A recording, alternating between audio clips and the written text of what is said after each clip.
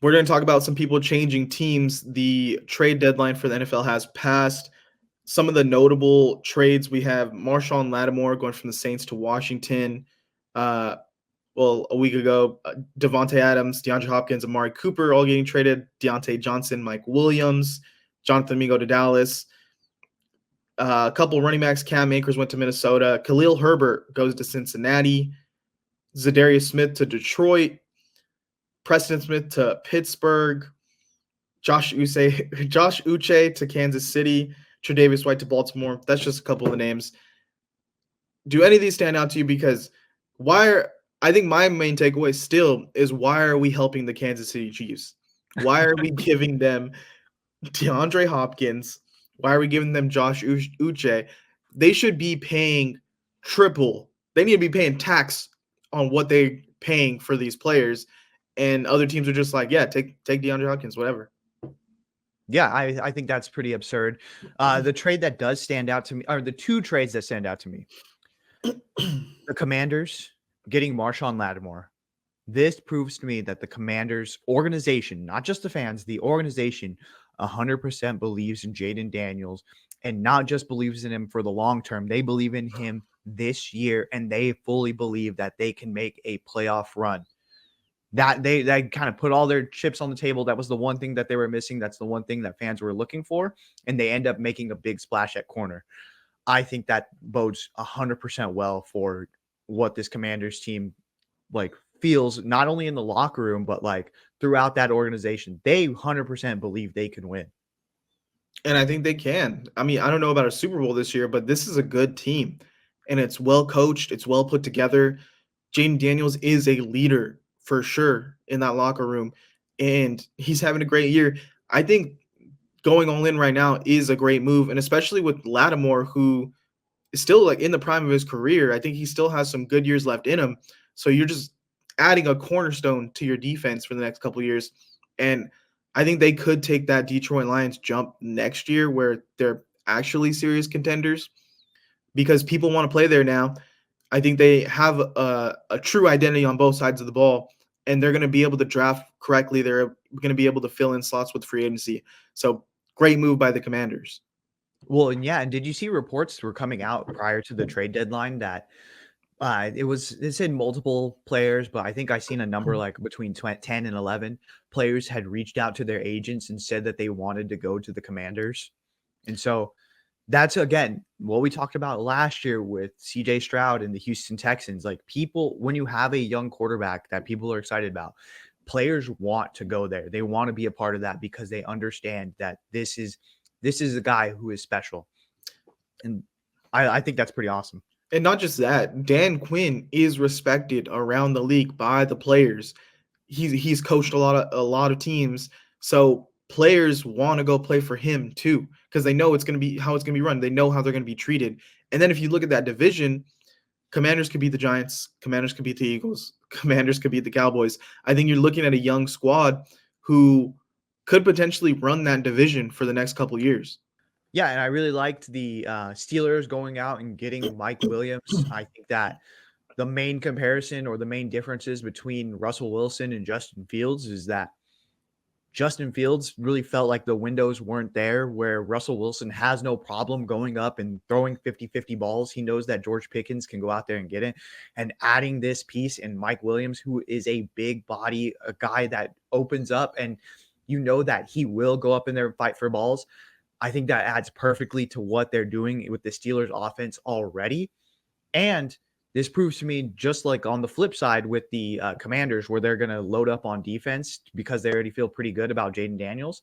They feel great about their defense in Pittsburgh.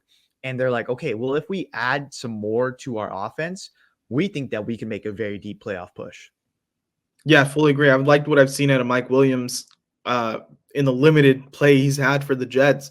And I think people are kind of disrespecting Mike Williams, and he was getting disrespected by the Jets by getting set down as a fourth, fifth receiving option when he's better than that. One of the moves I wanted to talk about was Zadarius Smith to Detroit. And yes, it's a good move, but I feel like they could have went even more all in getting Max Crosby. It kind of feels like, can we get Max Crosby? No, we got Max Crosby at home. and it's Zadarius Smith. I If they get Max Crosby on this roster, I think they're the favorite hands down to win the Super Bowl this year. Yeah, I just don't think that was in the playing cards. I don't think that the Raiders were going to give up Max Crosby for. I really don't see them giving him up at all, because what then does the organization have? They don't have a player that they could hang their hat on and be like, that's our guy.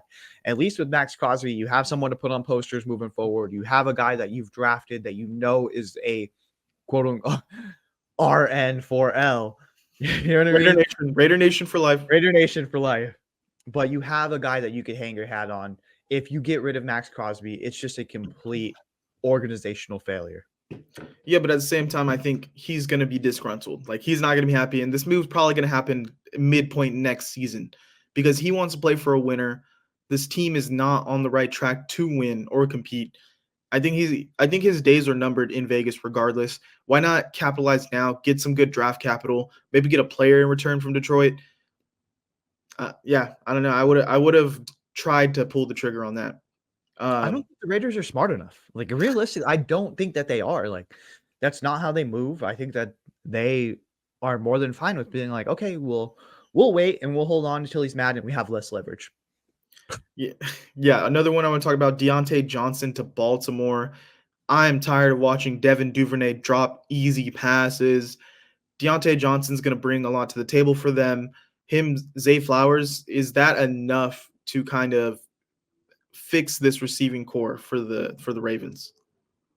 No, I don't think so. I mean, I think it's a good piece, but like ultimately they need to go out there, and I don't understand their thought process when it comes to receivers.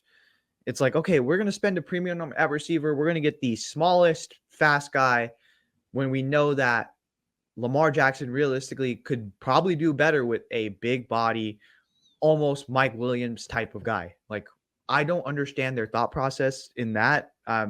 But I don't think this is a fix like completely. I think it's going to help out a ton, but I think that they need to go out there and they need to trade up in the draft this year, and they need to get one of the top receivers.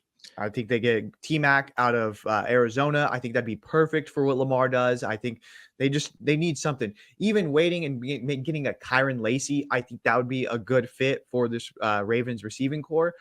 I just don't know what their thought process or what this philosophy is with their wide receiving core.